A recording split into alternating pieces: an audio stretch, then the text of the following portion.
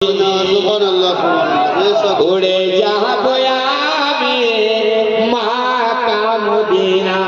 এই আব্দুল কাইয়ুম যখন সুরিতে চলে গিয়েছিল, অ্যাডভোকেটরা বলেছিল একটু মিথ্যা কথা বললে বাঁচিয়ে নেওয়া হবে সুরি থেকে। বলেছে আরে আমাকে মিথ্যা কথা বলে, আমি কি জানি না যে নবীর দুশমনকে একটা জজের সম্মুখে তাকে কাতাল করলে আমাকে সুরিতে দেবে, আমার ফাঁসি হবে। আমি জেনে বুঝে কাকে কাতাল করেছি, নবীর দুশমনকে কাতাল করে আমি সুরি পছন্দ করে নিয়েছি। জোরে বলো। একটা ঘোড়া চাদর সে যখন নবীর দুশমনকে সরিয়ে দিল, একটা দরিদ্র মানুষ, তার সম্মানটা আল্লাহ কত বাড়া করলো। যার জানাজাতে 7 লক্ষ মানুষ হাজির হয়েছিল। 7 লাখ জানাজাতে মানুষ হাজির হয়ে গিয়েছিল। নবীর নাম চড়াতে তোমার সম্মান আল্লাহ বড় করে দেয়। এই নবীর নাম এমন কোন জায়গা নাই जिक्रे जिसमें हबीबे खुदा नहीं, जिक्रे जिसमें हबीबे खुदा नहीं, ऐसी कुरान की कोई पारा नहीं। এই জন্য বলছে কি হাদিস তো হাদিস, কোরআন তো কোরআন। বেদ কোরআনে আমার নবীর নাম আছে। কি বলে শোনো,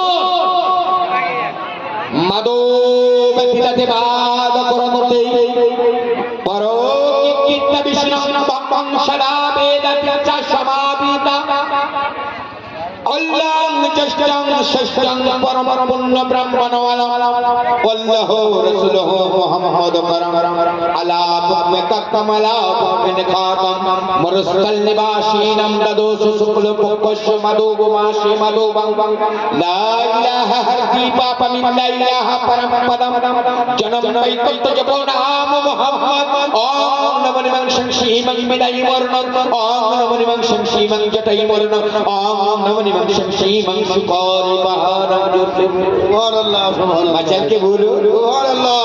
আমার নবীর নাম বেদ পুরাণে আছে বিদ্যমান।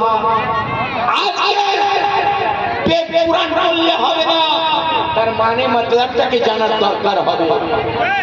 আমি আলেম হলে হবে না, আলেমের মধ্যে আমল থাকতে হবে।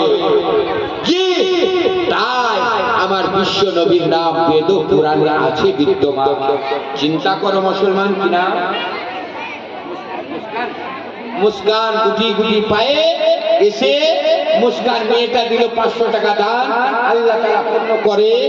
ওই মেয়েটা মনের মনস্কাম যে নিয়তে যে মাকসাদে করেছে দান, তার দানকে কবুল করে পাক রহমান। জোরে বলে আল্লাহুম্মা আমিন। এই বেদ পুরাণ পড়েছি, যদি একটা করে শ্লোক আমি মানে করতে চাই তাহলে সকাল হয়ে যায়। জি, যদি বিশ্লেষণ করতে চাই সকাল হয়ে যাবে। কিন্তু আমি বলছি আমার বিশ্ব নবীর নাম জগৎগুরু হযরত মুহাম্মদ মুস্তাফা সাল্লাল্লাহু তাআলা আলাইহি ওয়াসাল্লাম